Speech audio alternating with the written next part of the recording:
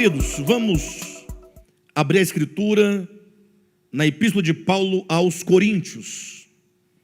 Quero ler com os irmãos duas porções, capítulo 10 de 1 aos Coríntios e também o capítulo 11. Vou ler uma parte no capítulo 10 e outra parte no capítulo 11. Quero que você me acompanhe com muita atenção, porque falaremos hoje de um tema extremamente necessário, um tema extremamente atual, e eu preciso que vocês deem a vocês próprios, neste momento, essa chance de serem ministrados pela palavra de Deus. Deus falará profundamente ao seu coração. Deixa Deus falar contigo, deixa Ele te iluminar, deixa Ele te convencer. Permita-se ser, neste momento, ministrado pela palavra do Senhor. Capítulo 10 de 1 aos Coríntios. Quero ler aqui os dois versículos que lemos no início dessa reunião, que é o versículo 16 e o 17. Depois nós vamos para o capítulo 11 e leremos a partir do versículo 23, tá bom? Então vamos lá, primeiro texto, 1 aos Coríntios 10, 16 e 17 diz assim: falo como a criteriosos, versículo 15, né? Julgai vós mesmos o que digo. Agora o versículo 16. Porventura o cálice da bênção que abençoamos não é a comunhão do sangue de Cristo? O pão que partimos não é a comunhão do corpo de Cristo? Porque nós, embora muitos, somos unicamente um pão, um só corpo, porque todos participamos do único pão.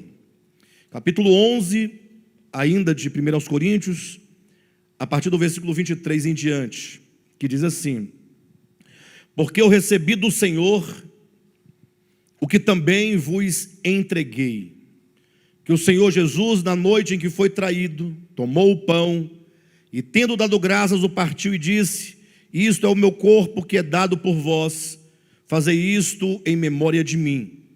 Porque, por semelhante modo, depois de haver ceado, tomou também o cálice, dizendo: este cálice é a nova aliança no meu sangue. Fazei isso todas as vezes que o beberdes em memória de mim.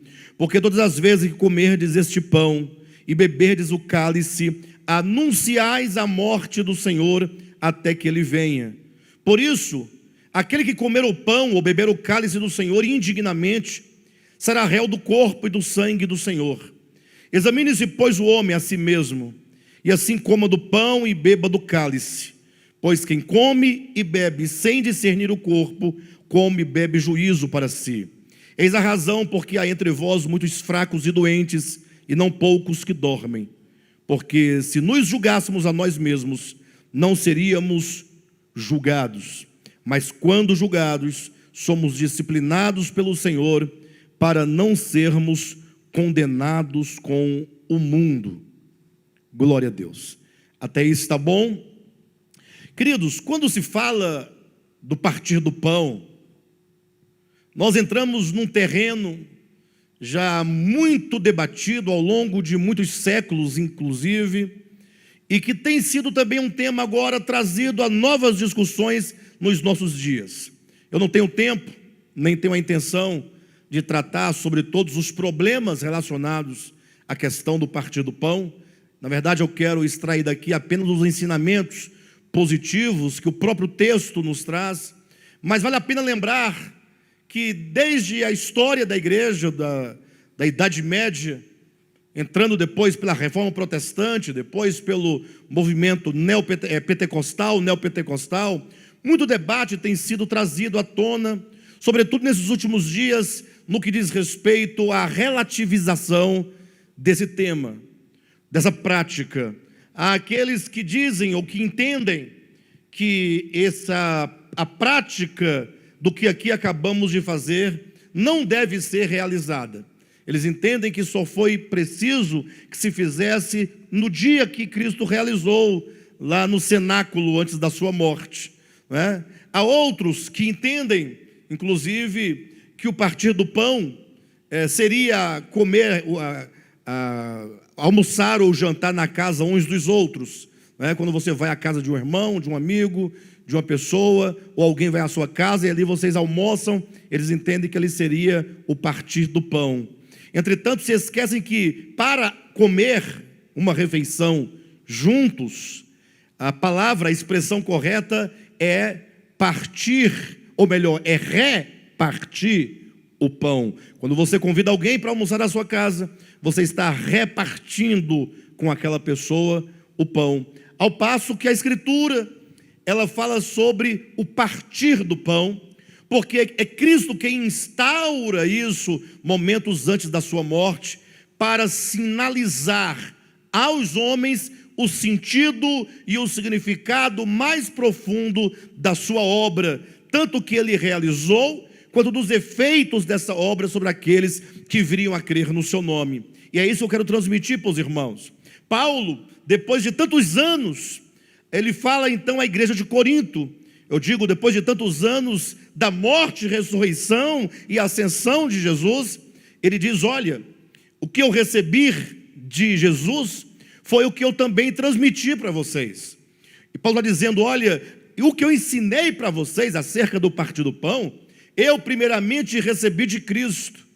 E aí de repente surge o cético, ou o teólogo infundado, e diz: mas como Paulo poderia ter recebido de Cristo a informação, a revelação acerca do partir do pão, se Saulo de Tarso não esteve com Cristo naquela reunião, quando Cristo instaurou e estabeleceu o partir do pão?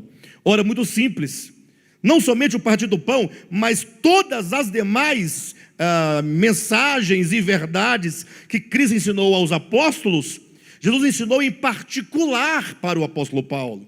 E não somente o partir do pão e as verdades que os demais apóstolos receberam, Cristo ensinou de modo particular a Paulo, como ainda outras tantas verdades que os apóstolos do Cordeiro, os primeiros, não receberam de Jesus durante os dias da sua encarnação. E ainda outras verdades que Paulo diz que não são lícitas ao homem referi-las. Ou seja, Paulo, ele foi discipulado diretamente por Cristo, e é dito que ele então foi ali catequizado, ele foi discipulado, Cristo ensinou para ele todas as verdades do Evangelho, de modo então que Paulo chegou a dizer que tamanhas eram as revelações de Deus, que foi necessário que Deus colocasse nele um espinho na carne, uma expressão metafórica para dizer que ele se tornou uma pessoa totalmente dependente, totalmente frágil diante das vicissitudes da vida, para que ele não viesse a se orgulhar e assim então se engrandecer. Por isso, quando Paulo diz: pois o que eu recebi do Senhor também vos entreguei, ele está simplesmente dizendo: o Senhor me orientou acerca desse assunto. O que ele recebeu do Senhor concernente ao partir do pão?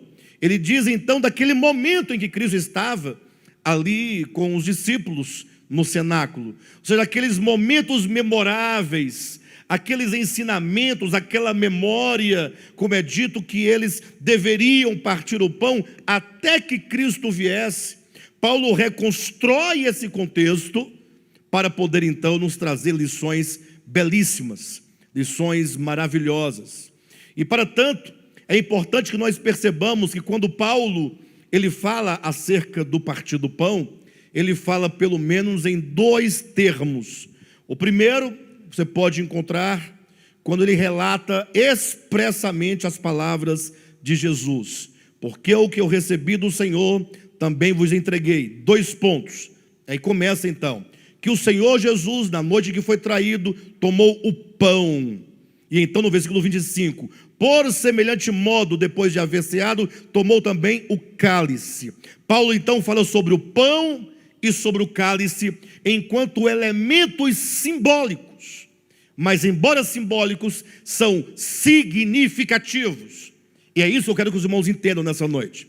Paulo diz que primeiramente o Senhor toma o pão e então ele toma o cálice. Repito, embora sejam símbolos, são então esses elementos muito significativos. Mas observe que enquanto Paulo diz pão e cálice no capítulo 11, Se vocês observarem no capítulo 10, que foi o primeiro texto que nós lemos, Paulo, no versículo 16, começa pelo cálice, ele inverte a ordem. Ele diz: porventura o cálice da bênção que abençoamos não é a comunhão do sangue de Cristo?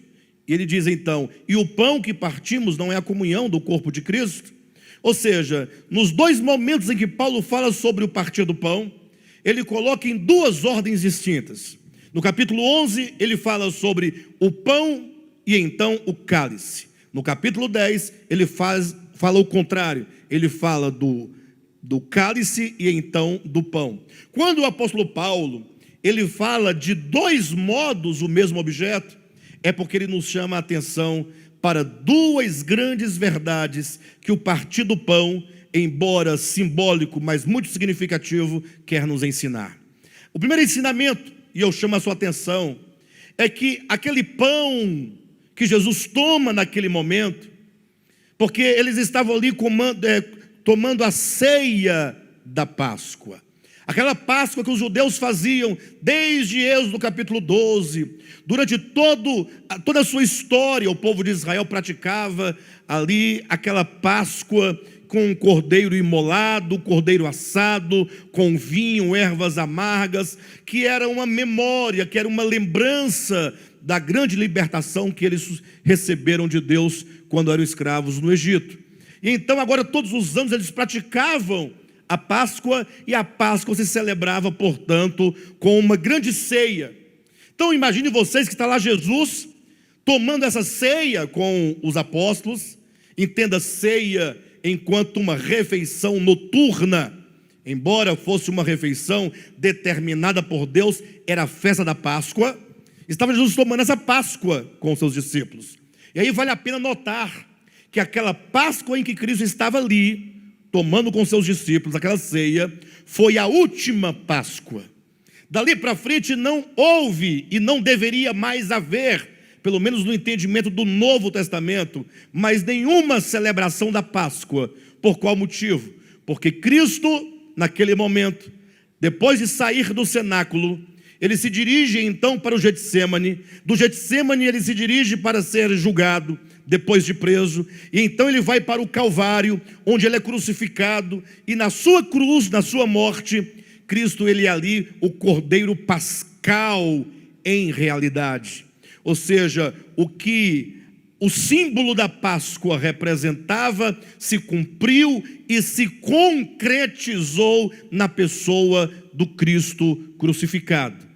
Portanto, a Páscoa de que Cristo participou com os discípulos foi a última, porque ali se encerrava o tempo das figuras para que se estabelecesse o tempo das realidades.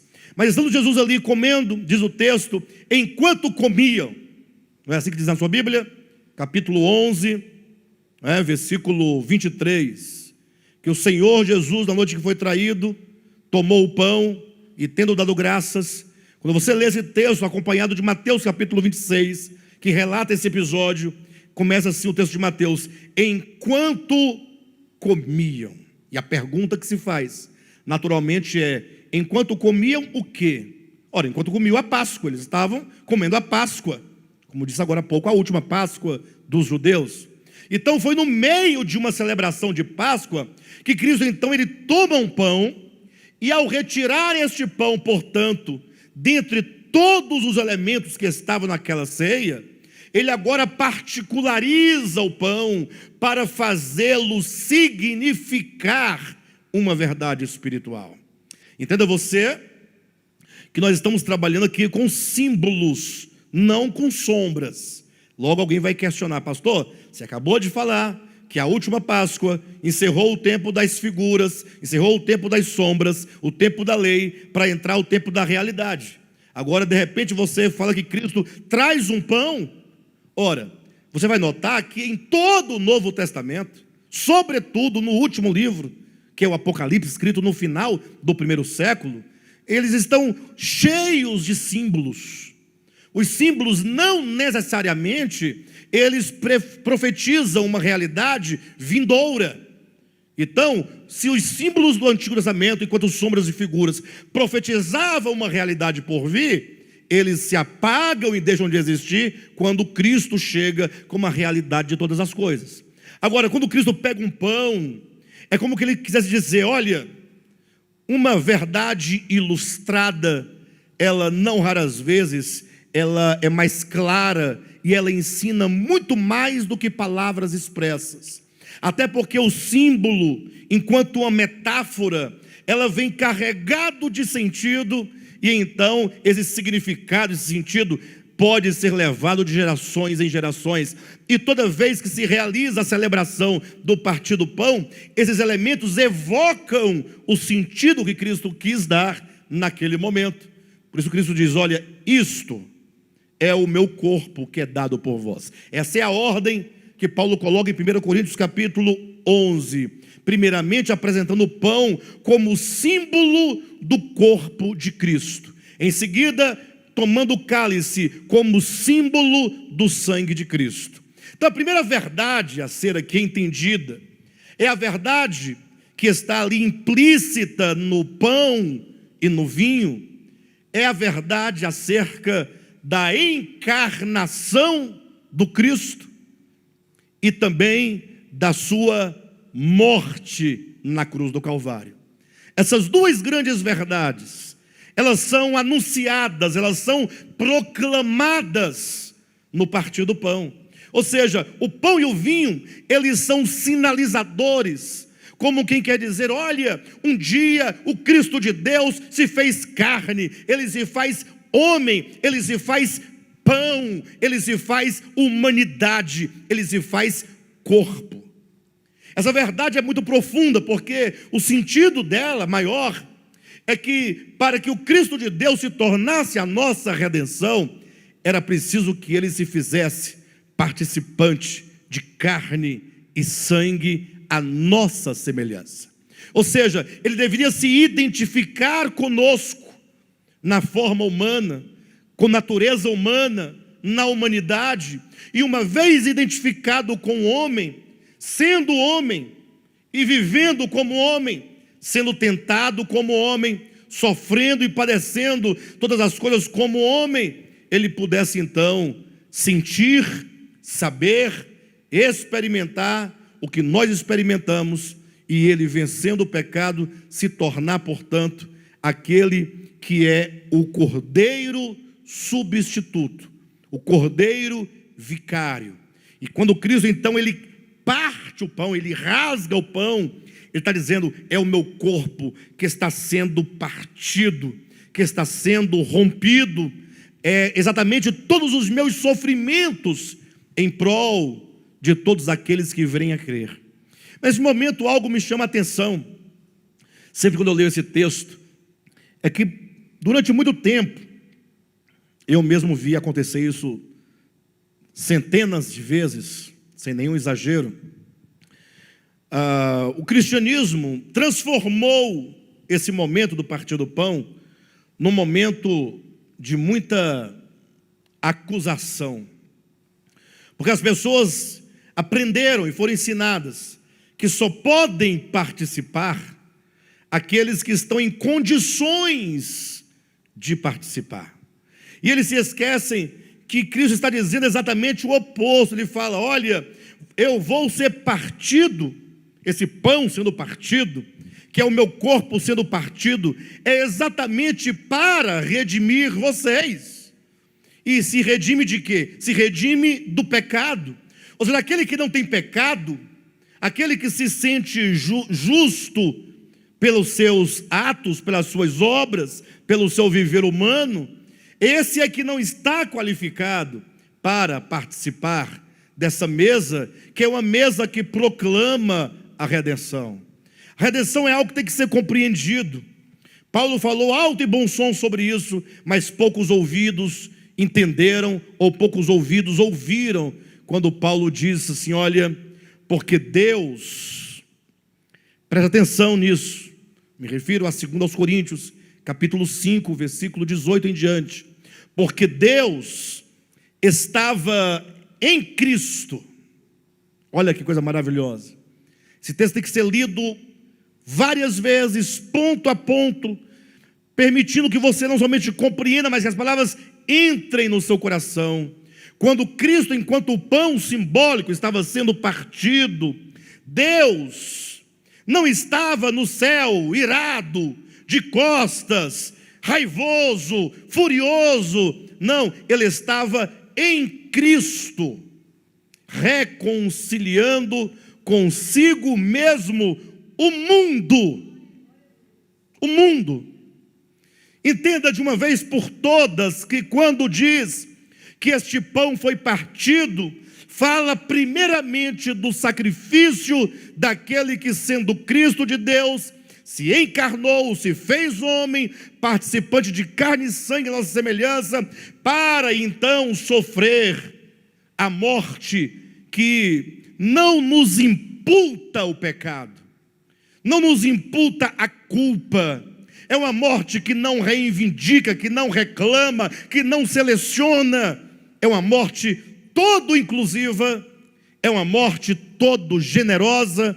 Quando Paulo diz, Deus estava em Cristo, fazendo o quê? O que acontecia naquele momento que Cristo estava sendo partido como um pão? Ora, estava sendo manifestado ao mundo que Deus, desde a eternidade, por meio do Cordeiro Eterno, Ele sempre teve o coração e o plano de trazer o mundo de volta para si. O mundo que um dia o rejeitou, o mundo que um dia duvidou dele, o mundo que um dia haveria até mesmo de crucificar o seu próprio filho. Mas Paulo diz, Deus estava em Cristo, fazendo o quê? Reconciliando consigo mesmo o mundo. O mundo inteiro estava sendo reconciliado. A morte de Cristo reconcilia consigo mesmo ou com Deus todo mundo, não somente um grupo insignificativo de pessoas. Pelo contrário, o próprio João vai dizer na sua primeira epístola, capítulo 2, versículo 2, que Cristo é a propiciação, não somente pelos nossos próprios pecados, mas pelos pecados do mundo inteiro. Alguém diz, não, é verdade, né? É verdade que ele ali estava reconciliando. Agora, nós temos que ver a nossa parte. Aí o texto de Paulo continua dizendo, não imputando aos homens as suas transgressões. Não imputando, não lançando em face, não reivindicando, não culpando, não acusando. Antes, ao invés de imputar aos homens as suas transgressões, é dito, mas confiou-nos a palavra da reconciliação. Ou seja, o que é a morte do Cristo de Deus? O que é esse pão que é partido por nós? É o Cristo de Deus, enquanto mensagem, enquanto verdade, enquanto querigma, enquanto proclamação, enquanto evangelho, dizendo ao mundo inteiro que todos os homens podem voltar-se a Deus, podem voltar-se do jeito que estão, porque o Pai recebe a todos. Evidentemente, quando nós falamos do jeito que estão, eu quero dizer que as pessoas falam assim, não, é porque eu não vou a Deus, porque eu tenho muitos pecados, eu tenho muitas culpas, eu já cheguei no limite da culpa, do pecado, da irresponsabilidade, da transgressão. Quantas pessoas não se sentem tão machucadas pelo pecado e tão destruídas pelos pecados, que essas pessoas pensam, não tem jeito mais para mim. E quem faz tais pessoas acreditarem assim é o próprio cristianismo. Ora, quando olha para um pecador que exteriormente manifesta uma condição pior do que a um pastor evangélico, logo a igreja evangélica aponta, acusa, evocando os pecados daquelas pessoas. Vocês lembram do caso Suzy? Vocês chegaram a acompanhar? Lembram? Discussões à parte dos problemas das mídias, o fato é que nós ouvíamos uma voz, um grito muito alto, em uníssono, dizendo, não, mas essa pessoa fez isso, não, mas ela fez aquilo, É verdade, mas Deus estava em Cristo, reconciliando consigo a Suzy, não imputando, não acusando, não reivindicando, não lembrando, mas entregando a palavra da reconciliação, dizendo: pode vir. O Pai não está irado, o Pai está com os braços abertos. É isso que o símbolo do pão, no primeiro momento, representa. Quando nós partimos o pão, e cada um então come daquele pão, presta atenção, olha a sua responsabilidade. Você está dizendo: eu creio que a morte de Cristo não é para imputar, é para reconciliar. O cristianismo sofre de uma esquizofrenia terrível. O cristianismo oficial, humano, que o homem inventou, não o Cristo de Deus, tampouco a sua palavra. Eu me refiro à religião institucionalizada chamada cristianismo. Eles falam assim: olha, que Deus estava em Cristo reconciliando, é verdade. Agora, se você não for no sentido de aceitar, de fazer, de acontecer, de modificar, de parar, ele agora voltar-se-á contra você, porque você não aceitou a oferta dele, e agora então ele vai descarregar toda a sua ira sobre a sua cabeça. Vocês não acham que isso é uma esquizofrenia que não gera nenhum significado? Ou seja, olha, eu estou aqui para te reconciliar, olha meu coração, olha como eu sou bom, ai que maravilhoso, me entrego por você. Agora, presta atenção. Se você não aceitar a minha graça, aí você vai ver o que é um Deus irado. Pastor, mas tudo que eu vejo na Bíblia é basicamente isso, não é verdade? Não. Os homens certamente que rejeitarem a graça de Cristo, porque não amam o Espírito do Cristo, antes amam seu próprio ego, seus próprios pecados, amam o espírito diabólico que rompe com Deus, eles sofrerão sim o juízo eterno, mas o juízo eterno como sendo produto das suas próprias obras, é o juízo que brota do próprio coração humano.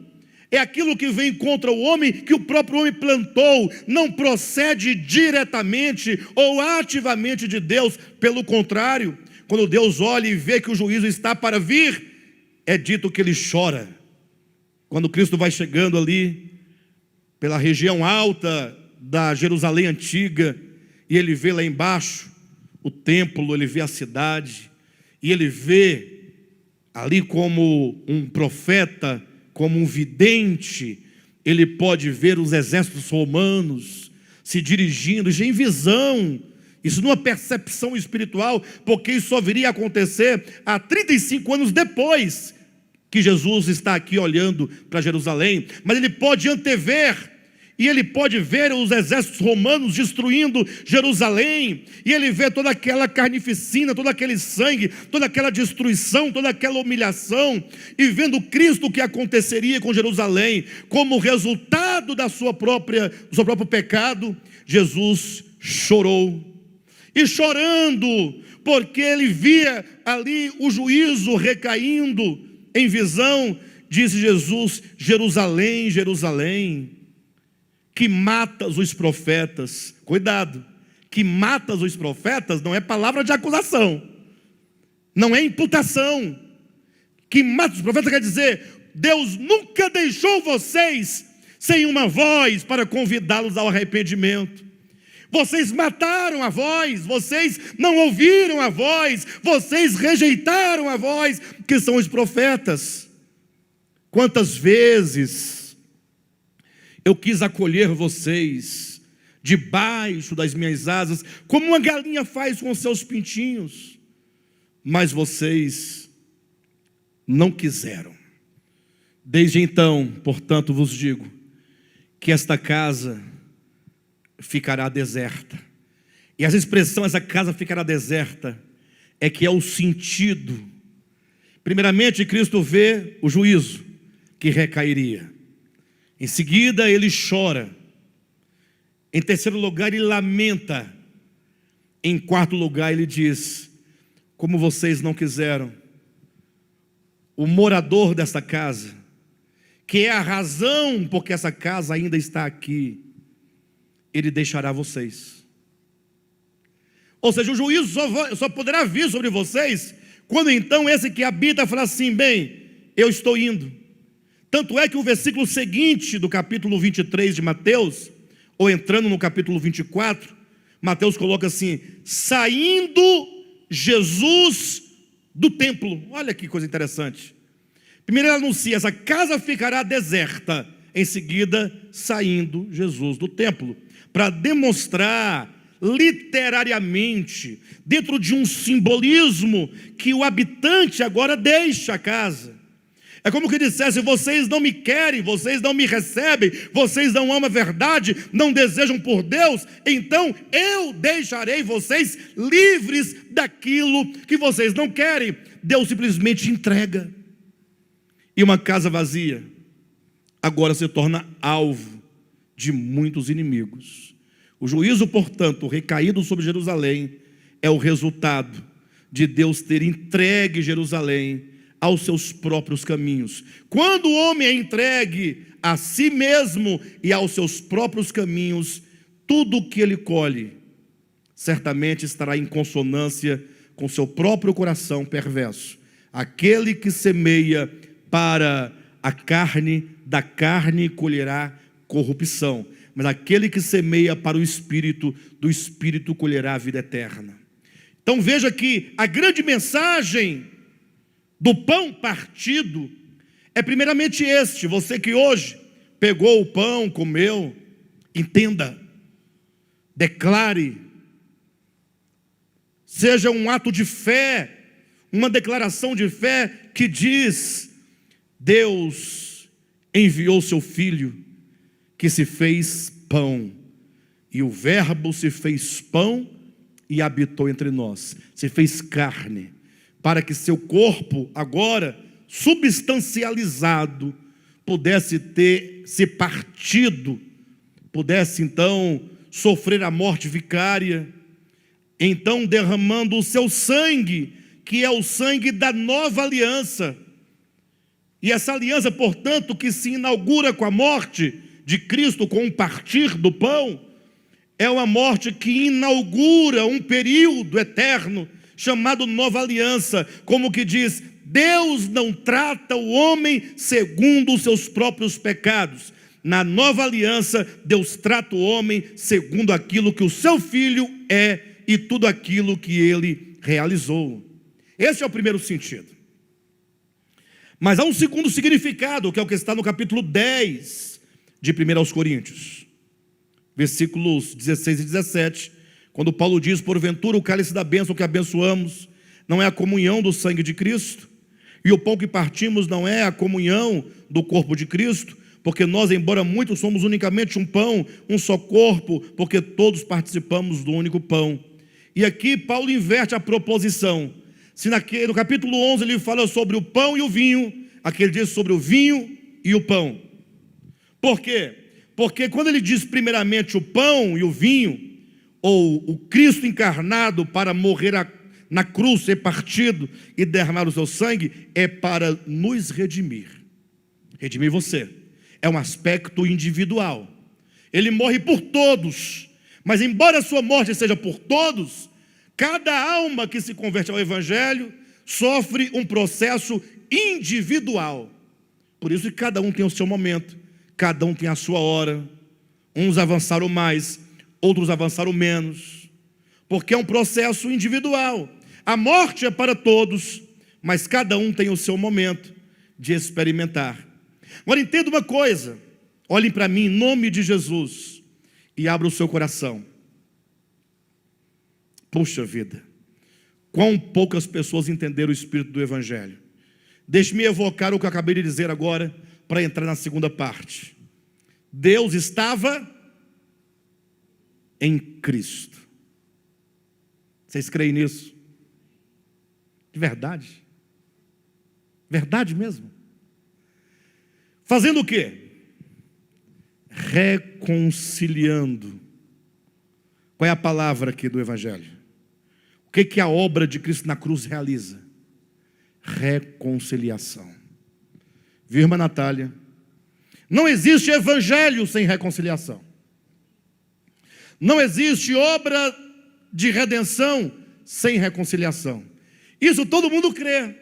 O problema é que quando você fala assim, eu creio nesse evangelho, esse evangelho se volta agora para você, de modo que agora você é reconciliado com Cristo, mas não somente você é reconciliado, você recebe o ministério da reconciliação. Sabe o que é ministério, queridos? Você recebe a incumbência, o serviço, o diaconato da reconciliação. Ou seja, somente uma pessoa reconciliada com Deus agora pode reconciliar homens com homens. Não pode haver contradição. Não posso ser eu reconciliado com Deus e não ser eu reconciliado com o meu irmão. Isso não é o evangelho. Isso é um pseudo-evangelho. Isso é um falso evangelho. Entenda, todos os que comem daquele pão, eu disse que o pão, ele é simbólico, mas ele é muito significativo.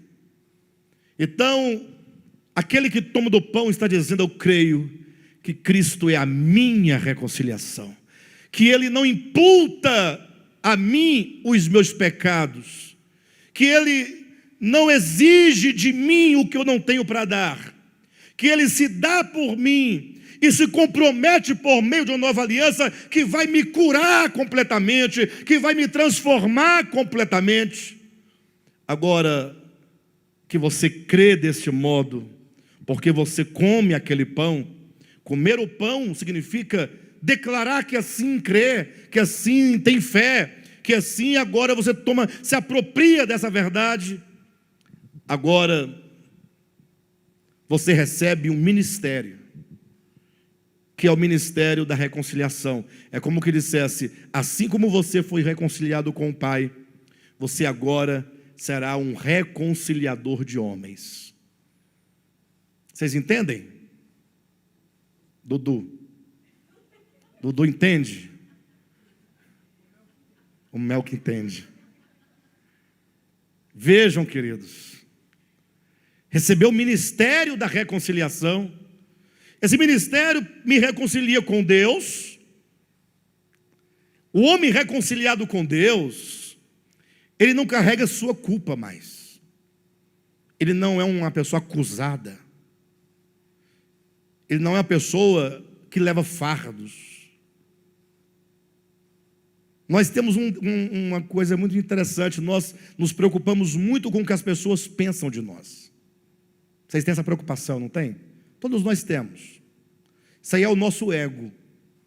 A primeira manifestação do ego é o que o outro pensa de mim.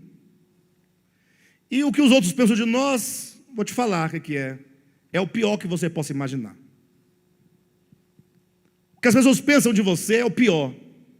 Porque eles pensam tudo o que você é e aumentam tanto de coisa que você também não é. E sai falando para todo mundo de você. Até os teus parentes falam de você. Até seus irmãos de sangue falam de você. Está lá a família reunida no almoço, todo mundo rindo. O primeiro que vai embora é alvo da conversa daí para frente. Aí começa a falar do outro. Mas saiba de uma coisa. Quando Jesus te escolheu, você nem mesmo era nascido. O mundo não existia. Saiba, Ele sabia exatamente quem era você. Tudo sobre você. Tudo que você seria, como você faria, o que aconteceria. E ainda assim Ele te escolheu.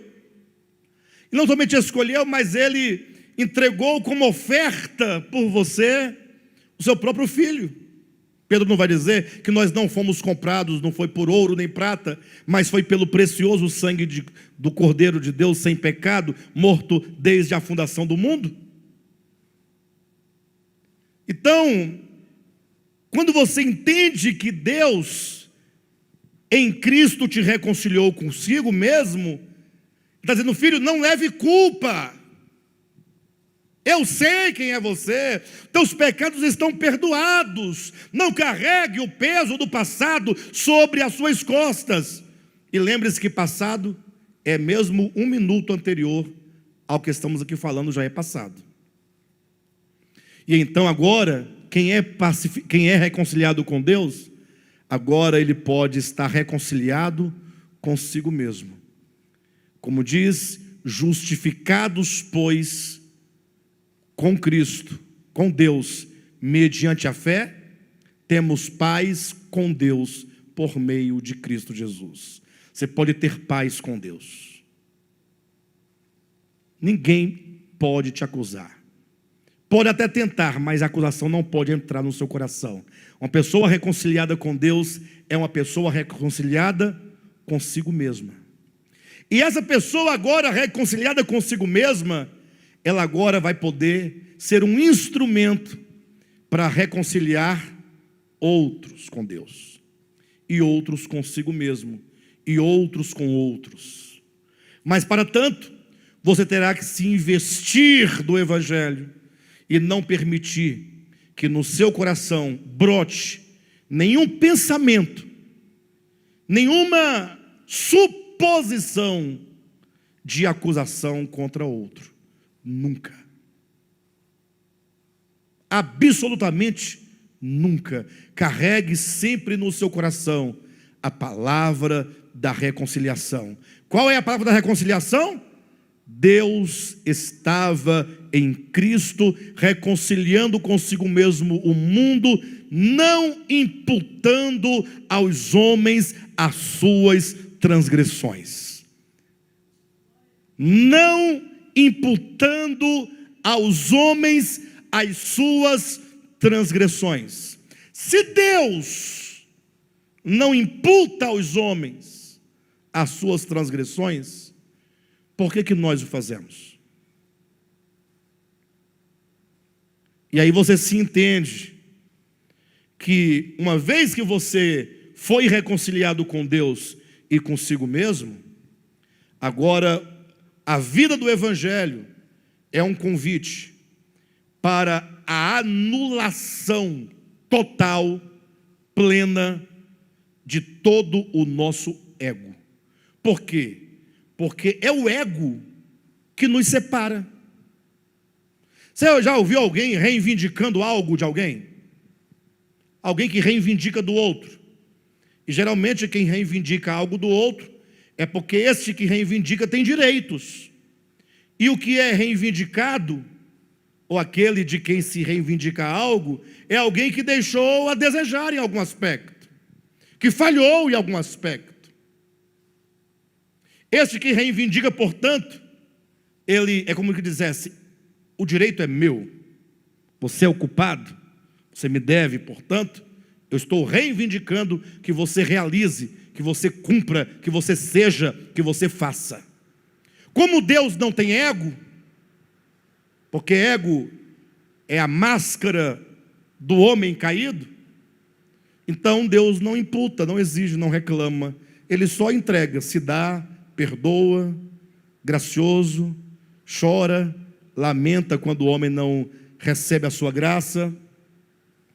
Agora veja, quando nós cremos no Evangelho, mesmo crendo, preste atenção, nós começamos uma luta grande contra nós mesmos. Ou, sendo mais preciso, começamos uma luta contra o nosso ego. O ego que tem que ser vencido. Por isso que Paulo, falando agora de uma outra perspectiva, ele estabelece outras verdades relacionadas ao partir do pão.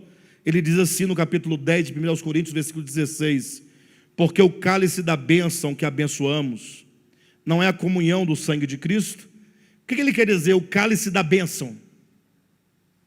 Cristo, quando vai à cruz, ele toma o cálice da maldição. Como assim, pastor? é porque ele se fez maldito por nós, como está em Gálatas capítulo 3. Cristo toma o cálice da maldição, porque ele recebe toda a nossa culpa e cai sobre si, sobre ele todas as nossas transgressões, para nos oferecer o cálice da bênção. O cálice da bênção é esse cálice que bebemos, é o cálice que anuncia o perdão de pecados, a reconciliação do homem com Deus, é que nos possibilita o retorno, que nos possibilita voltar ao Pai, ser recebido.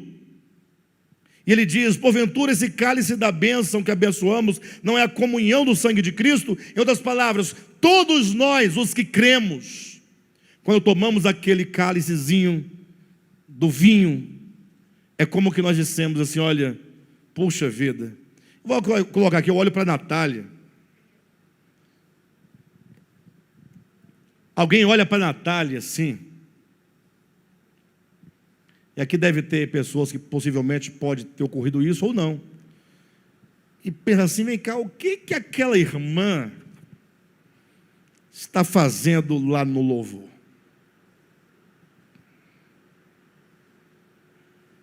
Não é possível ou não é possível? O que ela faz lá? Se tem alguém em casa que já pensou assim, reflita comigo. Mas poderia ser diferente. Alguém poderia falar assim: o que o Alexandre faz lá pregando? Ele ainda continua pregando? Ai, que maravilha. Aí depois o indivíduo com a cara de pau deslavada vai lá pegar o cálice. E o pior, ele pega o cálice como que dissesse: eu posso tomar. A Natália é que não deveria. Olha como o ego é diabólico. Paulo está dizendo: gente, esse cálice que você está bebendo aí, ô seu indivíduo, que é o mesmo que a Natália bebe, é o cálice da bênção. Você foi abençoado, isso é graça. Uai, isso é graça. Esse cálice que nós bebemos é a comunhão, ou seja, você participa da mesma redenção que eu participo. Se você toma do cálice, é porque você precisa de redenção, e se eu tomo do cálice, é porque eu também preciso de redenção, e se nós dois tomamos do cálice, é porque nós dois precisamos, e se nós dois precisamos, é porque estamos na mesma condição. Tudo é questão de tempo e de oportunidade, para você entender que o que acontece na casa de uma pessoa, acontece também na sua. Isso é tão simples, mas é tão difícil de entender.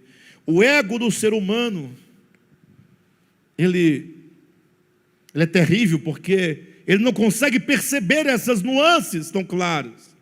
Se eu fosse falar só sobre partir do pão, eu poderia fazer uma conferência de 4 dias, não daria conta de esgotar tantos segredos que isso implica na nossa vida.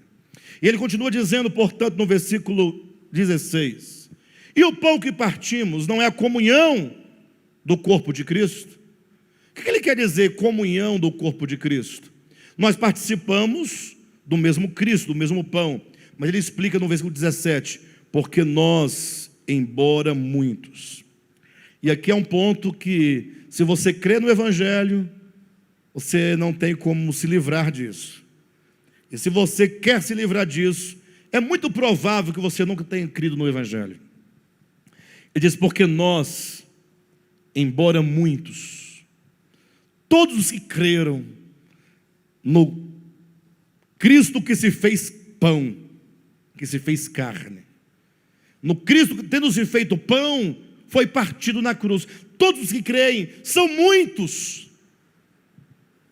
Agora, sendo nós muitos, embora um número grande de pessoas, esses muitos aqui, eles implicam desde os primeiros que creram lá no primeiro século, todos os outros que vieram nos séculos seguintes, todos os que hoje estão vivos no mundo inteiro, nos mais diversos países, nas mais diferentes, os mais diferentes lugares, nas mais diferentes denominações, espalhados pelo mundo inteiro, e ainda inclui aqueles que ainda virão a ser, ou a virão a crer.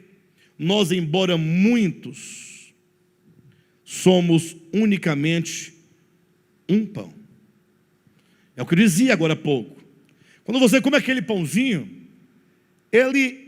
pastor, mas esse pãozinho é o corpo de Cristo, literalmente, como diz a Igreja Católica Romana, passou pelo processo de transubstanciação? Não, não é o corpo de Cristo, é pão.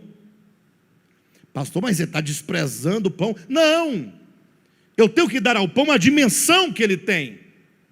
Quando diz que o pão, depois de orado, se transforma, como diz a Igreja Católica Romana, no corpo, sangue, alma e divindade, é por isso que eles passam a adorar aquela lâminazinha de trigo sem glúten, que eles acham que ali agora é o próprio Cristo. Mas não, aquele pão representa. Mas, embora sendo símbolo, é muito... Vocês não lembram, né? É a terceira vez que eu vou falar isso. Quarta vez, é muito... Embora seja um símbolo, é muito significativo. Qual o sentido? Embora nós sejamos muitos, somos unicamente um pão. Quem come daquele pão está dizendo assim, olha, nós somos um. Só pode dizer que é um aquele que entendeu o ministério da reconciliação. Vocês acreditam que eu posso não ter nenhum problema de relacionamento com o irmão Almir? Eu posso nunca ter tido uma discussão com ele. Eu posso nunca ter tido nenhum problema relacional com ele. E ainda assim eu não estar reconciliado. Ainda assim eu não perceber que nós somos um em Cristo. Esse pão, quando nós comemos do pão, você faz parte do mesmo pão. Mas para fazer parte do mesmo pão, isso requer um processo. Pastor, como assim? Olha, imagine só, um só pão. Pense você, um só pão. Mas esse pão, ele não nasce de uma árvore. O pão é um alimento processado. Primeiro tem que vir o trigo. O trigo são muitos grãos. Então é o sentido, nós embora muitos, esses muitos poderíamos dizer, são os muitos grãos. Quando o pé de trigo, né, vai crescendo, aí ele dá aqueles pendões fica cheio de grão. Cada grão é um daqueles que foi reconciliado com Cristo. Muitos. Agora, para esses muitos grãos que somos nós, os muitos, de que diz o apóstolo Paulo, nós embora muitos, para eles chegarem a ser um só pão, há de passar por um processo doloroso. Primeiro, leva o trigo ainda nos pendões para a eira. Para a eira. Eira é o lugar. Chegando lá, aquele tanto de trigo, lá no meio tem um grãozinho, Natália, outro grãozinho, Alain, outro grãozinho, Almir, outro grãozinho, Dudu, outro grãozinho, Estima, outro grãozinho, Zé Lírio, um grãozinho lá, Gilson, outro grãozinho, Adriana, cada um de nós, um grão. Está lá na eira. Aí agora diz, tem que malhar o trigo. Tem que tirar o trigo da casca. Aí tem que bater. Para que a casca se quebre e o grão saia. Nós todos somos grãos, mas talvez ainda um grão na palha. Lembre-se, ou vocês se lembram, quer dizer, que João Batista falando sobre Cristo, falou assim, olha, eu vos batizo com água, mas aquele que vem após mim é mais poderoso do que eu, e ele vos batizará com o Espírito Santo e com fogo. Lembram disso? Aí, para que ninguém fique atrás de fogo por aí, nos movimentos, João Batista explica: o que é esse batismo com fogo? É ele pegar o trigo e levar para a eira, e chegar lá, ele vai separar o trigo da palha, o grão da palha, e vai queimar a palha. A palha é o grão que envolve a palha que envolve o trigo. Tem que tirar. É um processo. Malhar o trigo. Imagine só, se nós, vamos pensar que nós aqui, num processo que já passamos, já sejamos todos grãos bonitos, sem palha. Seria um avanço, né? Só em ser trigo já está de bom tamanho. Mas imagine que sejamos agora um trigo sem palha. Tá bom? Não. Ainda continua sendo muitos grãos.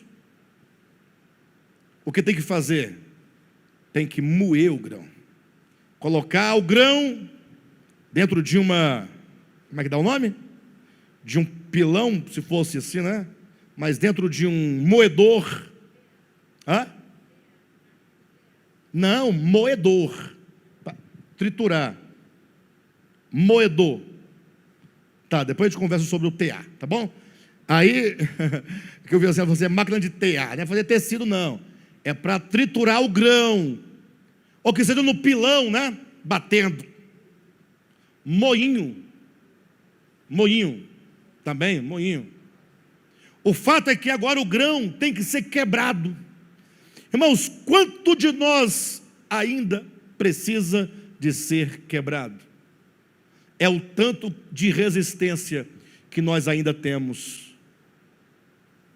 São vários os processos. No início, nós vemos tudo, julgamos tudo e falamos tudo. Depois você vê tudo, julga tudo e aprende a não falar, mas vê e julga. Depois você consegue ver tudo e não julgar e nem falar. Você tem que passar ainda pelo processo de não ver nada. E só olhar pessoas. Pessoas de quem são ditas na Bíblia lá, são carentes da glória de Deus. São pessoas que precisam da palavra de reconciliação, que precisam de transformação, de mudança. Pessoas que são alvos da graça de Deus. É assim. Nós temos que ser quebrados contra a nossa resistência de nos doar uns aos outros, de proteger o outro, mesmo em dano próprio, porque quando diz respeito a alguém que faz parte de nós, seja da nossa família, do nosso círculo mais íntimo de amizade, é fácil. Olha como o evangelho é profundo. Tem que ser. E depois que aquele grão ele é moído, ele tem que chegar a ser uma farinha fina, de modo então que agora aqueles grãos já não existem mais, não tem mais grão, já não tem mais este grão e aquele grão, tudo se tornou uma farinha só. Ele falou assim: pastor, então graças a Deus chegamos a ser uma farinha. Não, nós temos que ser um pão, porque agora essa farinha ainda tem que ir para o forno, para ser cozida, ou que seja assada. Somente quando nós formos um pão bem quentinho, no sentido de termos passado por todos esses processos, é que nós poderemos ser alimento para um mundo faminto e sem Deus. Puxa vida, o nosso chamamento é tão grande. O problema é que às vezes nós nos envolvemos em tantas discussões e coisas que não nos levam a nenhum lugar. O Partir do Pão diz isso. Quando você come aquele pão, está dizendo, nós temos que chegar nesse ponto aqui. Alguém pode questionar, pastor, mas Paulo fala aqui de uma tal de indignidade, aquele que come e bebe se torna, sem discernir o corpo, se torna réu. É exatamente isso, você aí, ó, que come e bebe do pão e do vinho, e não discerne a natureza do corpo de Cristo. E porque você não discerne a natureza, que é a natureza de unidade em Deus, unidade entre os irmãos, que é uma natureza divina, porque são pessoas reconciliadas, que é o produto da redenção, quando você não vê o valor do outro, que o outro e você são agora um só, e você então agora, você se refere ao irmão, ou se dirige ao irmão, com qualquer tipo de ação que o despreze, você não discerne o corpo. O que é não discernir o corpo? É quando você olha para a igreja e não discerne que nós somos um só. Você não tem um discernimento de que tudo é graça, tudo é de Deus, e que agora nós estamos no mesmo processo, devemos nos amar uns aos outros, devemos nos doar um ao outro, que não devemos fazer acepção de pessoas, que não devemos fazer diferença de pessoas, que agora todos devem se entender como um só em Cristo. Na teoria a gente diz que entende essa natureza do corpo de Cristo, mas nós não entendemos de fato e de verdade, na prática, quando nós tratamos com qualquer diferença, qualquer membro do corpo de Cristo. No caso específico de Corinto, a quem Paulo escreve, ele estava com um problema de diferença, nesse caso específico. Qual que era? A igreja primitiva tinha a prática, o costume de fazer uma refeição a que eles chamavam de ceia do Senhor, ou mais propriamente ceia ágape, a ceia do amor. Ou seja, sempre quando eles se reuniam para partir o pão, eles faziam também o repartir do pão. Entende? Sempre que faziam o partir do pão, que fizemos hoje aqui, eles faziam associado ao repartir do pão, que é uma refeição noturna juntos. Essa é uma tradição da igreja primitiva, talvez em razão do fato de que quando Cristo estabeleceu o partir do pão, ele o fez durante a ceia pascal, que era uma refeição. Então, embora a igreja primitiva não tivesse mais a ceia pascal, em razão do momento que Cristo estabelece o partir do pão, eles desenvolveram o hábito de fazer uma ceia de fraternidade, de irmandade. Um levava uma macarronada, outro levava um prato de rabada, outro levava, que mais? Um arroz, a grega, uma lasanha, uma costela assada. Aí levava vinho, muito vinho. Leia depois, 1 Coríntios capítulo 11. E é dito então que, se era a ceia do amor, era nada mais natural do que todo mundo estar ali junto. A comida não é mais minha, agora é de todo mundo, e cada um come e bebe o que quer. Agora é uma família, como se fosse a sua casa mesmo. É uma grande comunidade. Mas não, tinha lá uma turma que tinha uma condição financeira maior, que ia para o local de reuniões, levava as suas refeições e comia no seu grupinho ali, porque eu vou repartir minha comida com esses irmãos aí, todo desempregado, que não traz nada, quando traz um cuscuz. E eu vou dividir meu vinho? Cada um se vira. E aí eles comiam e bebiam. Me parece, pelo texto, que talvez eles até chegassem um pouco mais cedo e já começava antes dos outros, de modo que quando outros chegavam mais tarde, já tinham comido, inclusive. Por isso tem uma expressão aqui no texto que diz assim: esperai uns pelos outros. Tem nada a ver quando o pessoal distribui os copinhos, você fica esperando. Isso aí pode até ser que espere por uma questão de coesão, mas não é o que o texto quer dizer. Aí Paulo diz: como é que vocês comem do pão? O pão fala que nós somos um só pão. Esse é o sentido, o significado. Como é que você come o pão no símbolo da unidade, mas na prática você despreza quem não tem comida, ou quem não tem vinho para beber? Então você não está discernindo o corpo. Então essa sua hipocrisia de dizer uma coisa com os lábios e proceder de outro modo, isso cai sobre você como juízo. É o juízo que você próprio instaura na sua própria existência. Por isso, diz Paulo, é que tem muita gente doente na igreja. Deus adoeceu? Não, você se adoeceu. A tua doença do coração já está alcançando teus ossos. É um problema daqui, problema de alma. No caso aqui, os irmãos faziam diferença quanto aos ricos e pobres, mas esse aqui é apenas uma situação, porque a regra geral é qualquer tipo de diferença, de discriminação que se possa realizar, é não discernir o corpo. E não somente muitos crentes fracos ou doentes, e não poucos que morrem como resultado. Não é nem uma ameaça, é apenas uma constatação. É Paulo dizendo, é por esse motivo vocês não discernem o corpo. Puxa vida, quanto significado tem o partir do pão para nós.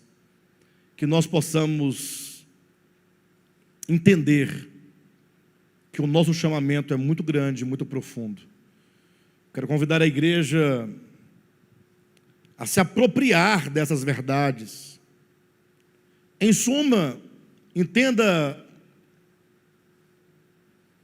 que Deus se deu em Cristo a nós, como redenção, como reconciliação, como graça. Entenda que quando você crer nisso, você agora se torna um reconciliado com Deus,